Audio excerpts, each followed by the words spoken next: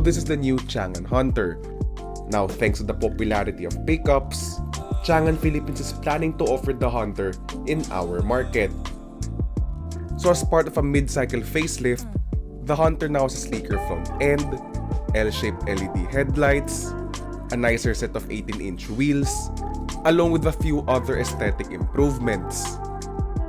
Now, would you prefer this over the Nissan Navara, the Ford Ranger, or even the new Mitsubishi Triton? Let us know down in the comment section.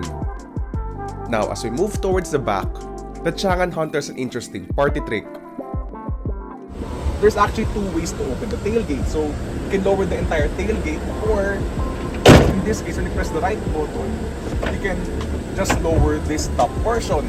So, ang tanong nyo siguro is anong purpose ito? So, basically with this opening, you can easily reach into items ng hindi nakabukas yung buong tailgate, or yung other purpose actually is for it to basically act as a ladder.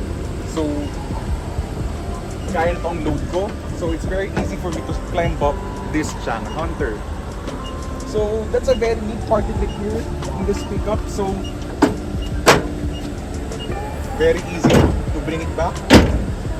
Good. So, let us know down in the comment section whether you like this, or would you consider the Changan Hunter over the Toyota Hilux, the Nissan Navara, the Ford Ranger.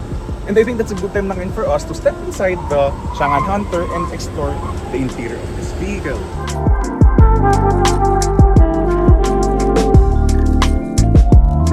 So here inside the Changan Hunter, if you've been in other Changan vehicles, especially the CS55 and the CS35, this interior will feel very familiar to you.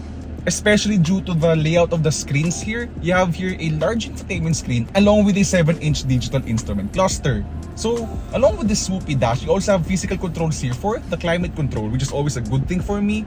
And then, as for the infotainment itself, it's, again, if you've been to a CS55 Plus, this is gonna be a very familiar interface for you. So, maganda yung itsura niya, maganda yung forma ng interface, the graphics are sharp. This is in Chinese, of course, so wala akong maspat ngayon na weird grammar and whatnot. So, apart from the infotainment system, let's talk about the rest of the interior here, because for a pickup, this is actually a nice interior with soft touch materials and a lot of stitching details. Though yun nga lang syempre being a pickup, medyo may mga cheap plastics ka na on the lower parts of the interior, but that's pretty much expected in the class. So, I think it's a good time lang yun for us to explore the rear seats ngayon, because actually, yan lang, there's not much to talk about with the rear seats of the Changan Hunter. There's no armrest there, but there's at least a rear aircon vent. You also have a charging port, by the way, for the rear passengers. And yeah, that's pretty much it here in the interior of the Changan Hunter. But what's truly interesting about the Changan Hunter is its range extender electric vehicle drivetrain. With just the battery alone, the Hunter can travel up to 180 kilometers.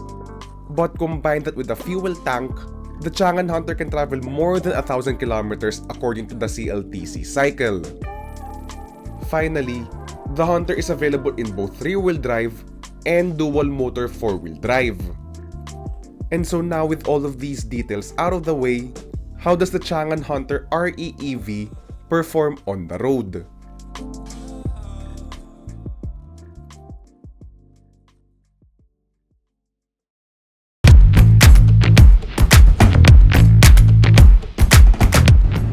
Here we are with the Changan Hunter. Oh, that's very smooth, being pure electric.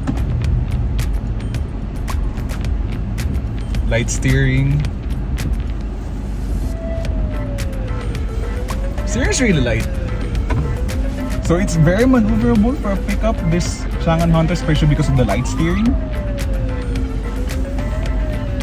then long straight. Oh, the instant torque with the electric powertrain is really good.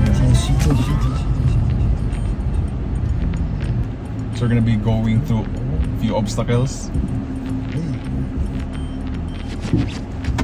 It's actually doing really good with the suspension. So from what we've been told with the spec sheet, this actually doesn't have a leaf spring, but instead what this has is a coil spring at the back. So that's a contributing factor to why this car feels very soft when you're going through the bumps. So here's another set.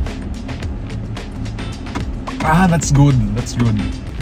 Yeah, that's very instant torque delivery out of the electric drivetrain. There's no vibrations with this vehicle. I love the smoothness of the electric drivetrain. And the engine, even if it's charging the battery as of the moment, it's actually not emitting a lot of vibrations or even noise in the cabin.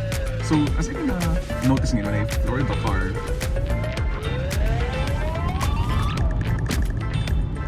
power delivery is instant, but it tapers a bit at the higher speeds. But then here we are again in the obstacle course, and it's really doing good in terms of the ride because of the coil spring suspension at the back. Yeah, that feels really good. Now we're gonna be going over again another setup. We can't wait to take the Changan Hunter RE-EV on a much longer drive. So be sure to stick to Go Flat Out PH for more on Changan's latest vehicles.